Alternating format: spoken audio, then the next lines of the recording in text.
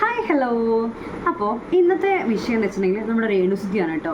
നിങ്ങൾക്ക് അറിയാവുന്നതായിരിക്കും, ഒരുപാട് content creators രേണുസുതിനെ ഒരു വിഷയമാക്കി എടുത്തിട്ടുണ്ടല്ലേ. ദിവസേന രേണുസുതിയുടെ അപ്ഡേറ്റ്സുമായിട്ട് വരാറുണ്ടല്ലേ. രേണുസുതി അങ്ങനെ ചെയ്തു, ഇങ്ങനെ ചെയ്തു, അവർക്ക് അസുഖമൊന്നുമില്ല, അങ്ങനെ ഇങ്ങനെയൊക്കെ പറഞ്ഞിട്ട് ഒരുപാട് കണ്ടന്റ്സ് ക്രിയേറ്റ് ചെയ്തിട്ട് അവരെ, അതുപോലെ തന്നെ കിച്ചൂനെയും അങ്ങനെ ഇങ്ങനെ കുറിച്ചിട്ട് ഒരുപാട് വീഡിയോസ് ക്രിയേറ്റ് ചെയ്ത് അവരെ ബുദ്ധിമുട്ടിച്ചിട്ടും അവരെ സപ്പോർട്ട് ചെയ്തിട്ടൊക്കെ ഒരുപാട് ചാനൽസ് ഉണ്ട്.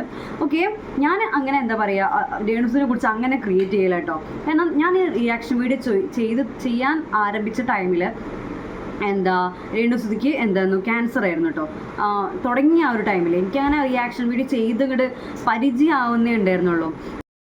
ഓക്കെ, അപ്പോൾ ഞാൻ ഈ വീഡിയോ ചെയ്യാനുള്ള കാരണം എന്താ വെച്ചിട്ടുണ്ടെങ്കിൽ, രേണുസുതിനെ കുറിച്ചിട്ട് ഒരു ഇൻ്റർവ്യൂവിൽ നമ്മുടെ ശ്രീവിദ്യ ഒരു കാര്യം പറയുന്നുണ്ട്, അതിനെ കുറിച്ചിട്ടാണ് കേട്ടോ. അതായത് രേണുസുതിനെ കുറിച്ച് പറയുമ്പോൾ എല്ലാവരും പറയുന്നത്, ഇപ്പോഴും പറയുന്ന ഒരു ടോക്ക് എന്താ വെച്ചിട്ടുണ്ടെങ്കിൽ, അവർ അഭിനയിക്കുകയാണല്ലേ, ക്യാൻസറും കാര്യങ്ങളൊക്കെ എന്താണ് റീച്ചിന് വേണ്ടിയിട്ട് പറയുകയാണ്, ചെയ്യാണ്, അങ്ങനെയൊക്കെ കാര്യങ്ങൾ ഇപ്പോഴും ഇങ്ങനെ ടോക്ക് ഉണ്ട്.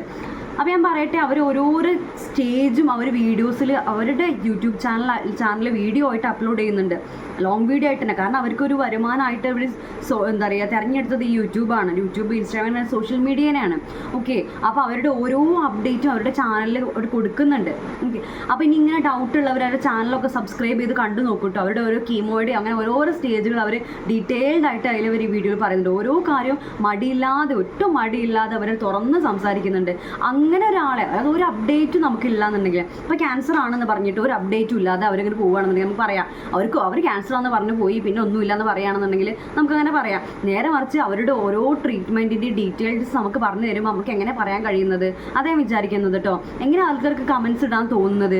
ഇത്രയും വലിയ മഹാമാരി ആരെങ്കിലും ഇല്ലാത്തത് പറയുമോ? എനിക്ക് തോന്നുന്നില്ല കേട്ടോ. ഇനി അങ്ങനെ പറഞ്ഞാൽ കൂടെ ഇങ്ങനെ ഓരോ സ്റ്റെപ്പും ഡീറ്റെയിൽ ആയിട്ട് പറയുമോ? ഇല്ല. അപ്പോൾ അവർക്ക് അങ്ങനെ അസുഖം ഉണ്ട് തന്നെ നിങ്ങൾ ഉറപ്പിക്കുക കേട്ടോ. ഇനി അതിനെക്കുറിച്ച് സംസാരിക്കാതിരിക്കുക. ഓക്കെ, അവരത്രയും പോരാടിയിട്ട് ജീവിക്കുകയാണ്. അവർ ട്രീറ്റ്മെൻറ്റ് കാര്യങ്ങൾക്ക് ഒരു സഹായ മാർഗ്ഗം രീതിയിലാണ് ഈ യൂട്യൂബും കാര്യങ്ങളൊക്കെ അവർ ഉപയോഗിക്കുന്നത്. അപ്പോൾ ഒരുപാട് പേരോട് സപ്പോർട്ട് ചെയ്യുന്നുണ്ട്. ആ സപ്പോർട്ട് എങ്ങനെ തന്നെ പോയിക്കോട്ടെ, സന്തോഷം. അപ്പോൾ ശ്രീവിദ്യ ഇൻ്റർവ്യൂവിന് പറഞ്ഞൊരു ഭാഗം ഞാൻ അവിടെ കാണിക്കാം. ഓക്കെ, ഇത് കണ്ടു നോക്കൂ കേട്ടോ. സോഷ്യൽ മീഡിയയിൽ ആക്റ്റീവാണ് രേണു ചേച്ചി. വേണ്ടേ, എല്ലാവർക്കും പറ്റാത്ത കാര്യമാണത്. തളർന്നു പോകും ചിലരൊക്കെ. ഒരു അസുഖം വരുന്ന സമയത്ത് വീണു പോകും. ഇത് ദൈവാധീനമല്ലേ, അങ്ങനെയൊക്കെ പറ്റുന്നത് തന്നെ വലിയ കാര്യമല്ലേ. ഞാൻ തന്നെ ഒരുപാട് കമൻസ് കണ്ടിട്ടുണ്ട്, ഇവരൊക്കെ എന്താ പറയുക അഭിനയിക്കുകയാണ്, ഇങ്ങനെ സംഭവങ്ങളൊന്നും ഇല്ല, അത് റീച്ചിന് വേണ്ടി ചെയ്യാന്നുള്ളത് ഞാൻ തന്നെ ഒരുപാട് കമൻസ് കണ്ടിട്ടുണ്ട്. ഓക്കെ, ഞാൻ ഇപ്പോൾ ആ കമൻസിൻ്റെ പുറത്തല്ല, ഞാൻ ഈ ഒരു വീഡിയോ കണ്ടപ്പോൾ എനിക്ക് ആ കമൻറ്റും കൂടി പറയണം തോന്നി, അതിലൂടെ ഇത് കൂടെ എക്സ്പ്ലെയിൻ ചെയ്യാന്ന് വെച്ചിട്ടാണ് ഞാൻ ഈ വീഡിയോ ചെയ്യുന്നത് കേട്ടോ. ഓക്കെ, അപ്പോൾ നമുക്ക് ശ്രീവിദ്യ പറഞ്ഞത് ഒരു ഇൻ്റർവ്യൂവിൻ്റെ ക്ലിപ്പും കൂടി ഉണ്ട്, ജസ്റ്റ് അതും കൂടി കണ്ടു നോക്കാം കേട്ടോ. ഞാൻ കുറച്ച് നാളായിട്ട് ഇവിടെ ഇല്ലാത്തതുകൊണ്ട് ഇതിന്റെ എനിക്ക് അറിയുന്നില്ല.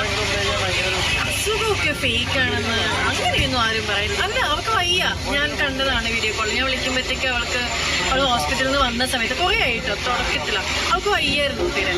അങ്ങനെയൊക്കെ ആരും നുണ പറയേണ്ട ആവശ്യമില്ല.